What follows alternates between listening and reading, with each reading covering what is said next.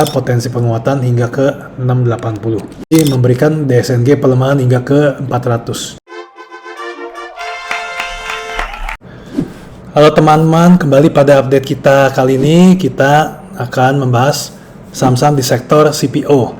Secara umum, technical saham-saham di sektor ini kurang menarik karena mayoritas masih downtrend.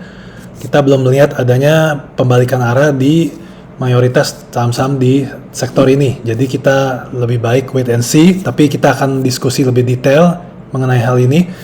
Sekarang kita mulai dulu dengan pergerakan IHSG ke depan. Jadi kita lihat di sini pola yang sering kita bicarakan sebelumnya, pola inverse head and shoulder. Ini adalah shoulder kiri, head shoulder kanan.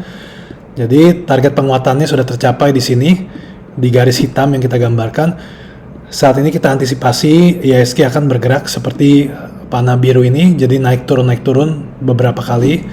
Tapi kita juga harus antisipasi bahwa kalau IHSG bisa naik dan bertahan di atas 7.400, maka untuk jangka yang lebih panjang kita prediksi IHSG bisa lanjut menguat ke level 8.100. Nah, setelah itu kita coba bahas untuk saham-saham di sektor CPO ini. Yang pertama adalah saham ALLI, Astra Agrolestari. Ini dekat support 7.000-nya di sini, tapi belum ada tanda-tanda pembalikan arah karena ini masih sifatnya downtrend seperti ini. Jadi kita tidak bisa lihat apakah ada potensi naik ke level-level tertentu untuk ALLI. Berikutnya kita lihat saham SIMP. SIMP juga di support kuat 360, tapi yang bisa dilihat di sini sejak tahun 2022 ini low-nya terus berturun ke bawah, jadi ini masih downtrend seperti ini. Nah, jadi saat ini kita harus wait and see dulu sebelum melakukan pembelian. Jadi jangan terlalu cepat membeli di level support di sini. Karena kalau level support ini tertembus, maka secara teknikal SIMP akan lanjut turun kira-kira seperti ini. Nah, dia akan lanjut turun ke level, kalau kita lihat di sini 290 sampai 300-nya. Tapi seperti dibilang, karena ini masih belum pasti, kita wait and see dulu. Lalu berikutnya LSIP London Sumatera. Ini masih downtrend channel di bawah sini, jadi kita gambar garis paralel di sini. Jadi memang LSIP kita harus wait and see, walaupun memang dia sudah berada di paling bawah garis downtrend channel ini. Jadi ada potensi mantul, tapi apakah dia akan tetap lanjut naik dalam jangka menengah, ini masih belum terlihat. Lalu berikutnya SSMS, Sawit Sumber Masarana Tbk.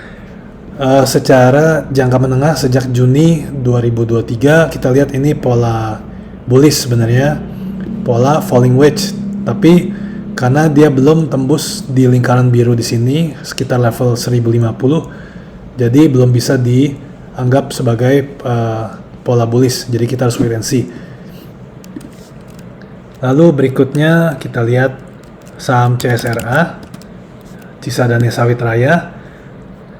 Oke, di bawah level 550 ini masih bearish untuk CSRA sendiri. Tapi kalau kita lihat di sini low-nya tepat di level 410 ya. Jadi ini adalah potensi double bottom. Tinggal kita harus tunggu apakah CSRA-nya bisa naik kembali ke level 550. Saat ini belum terlihat, tapi kalau memang dia naik, maka potensi penguatan hingga ke 680. Lalu berikutnya kita lihat STAA, Sumber Tani Agung Tbk. Nah, jadi ini pola besarnya bearish. Ini inverse cup with handle karena level 970-nya sudah tertembus. Potensi penurunan dari pola ini adalah ke 680 sampai 700-nya. Saat ini masih di 850. Jadi kita wait and see. Oke, kita ke berikutnya GOSCO, GZCO. Walaupun sudah bullish ketika naik di atas level 125, target penguatannya sudah tercapai di lingkaran biru di atas di 165. Sayangnya Gosco kembali turun di bawah support kuat 120 125. Jadi untuk sementara kita coba antisipasi pergerakan Gosco seperti yang terlihat di panah biru ini. Berikutnya kita lihat Smart TBK. Jadi kita lihat ini adalah pola besar rounding top. Setelah 4.300 nya tertembus, kita antisipasi potensi pelemahan Smart hingga ke 3.400. Berikutnya adalah SGRO, Sampurna Agro. Ini masih belum ada perubahan, jadi dia tetap di level supportnya di 1960 sampai 1980. Kalau mau beli silakan, tapi tidak direkomendasikan karena sebenarnya ini juga ada downtrend ke sini. Tapi untuk saat ini level tersebut 1960 1980 merupakan level yang support yang sangat kuat karena diuji berkali-kali dan tidak bisa ditembus. Berikutnya adalah DSNG Dharma Satya di level 530 520. Ini merupakan level yang berbahaya karena kalau sudah tembus di bawah ini maka pola ini namanya inverse cup with handle, pola bearish, berpotensi memberikan DSNG pelemahan hingga ke 400. Jadi wait and see, jangan dibeli di level support 530 saat ini. Lalu berikutnya TAPG, Triputra Agro. Walaupun dia sempat naik di atas level 570 sebentar, tapi sebenarnya support kuat 570 ini sudah tertembus. Kalau kita lihat di sini penurunan sebesar 25%. Jadi antisipasinya kalau memang seperti ini TAPG berpotensi melemah hingga ke level 430 440 nya. Saat ini wait and see karena masih bearish. Berikutnya TAPG, berikutnya ANJT. ANJT adalah Austindo Nusantara. Memang belum terlihat ada pola bullish atau bearish, tapi kita lihat dari segi downtrend channel saat ini berada di downtrend channel yang besar sejak 2021-2022. Jadi belum ada pergerakan yang menarik.